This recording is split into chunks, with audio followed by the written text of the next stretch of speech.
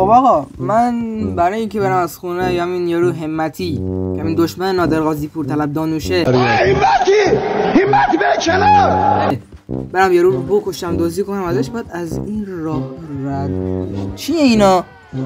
اتفاق چیه اینا؟ به به جنگیری نماز جعفر رو تیار میخونین؟ ها؟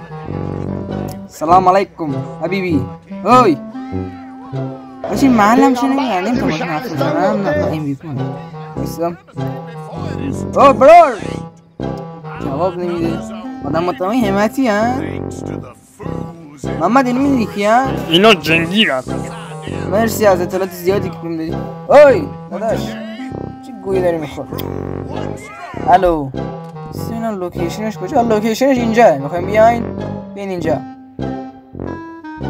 اینجاست نظاره کنین خب بسیم این اینا دارن چی کار میکنن دقیقا؟ دارم کیک میخورم همون آلتایری تو اساسین داری انتخاب میکنی برای خودت انگوششو میخوایم ببرین هیدن بلید بابا ناموسم داری چی کار میکنی؟ وای نشست ببین پشما ماجی میخواد اساسین اینا ببین میخواد الان اساسینش بکنه اون لباسیه آلتایره اوه تموم شد عمو سلام بیخاره ببین اوی بی ناموس دلغک پدر سگ اوی عجب حیوانی هستی الان ببین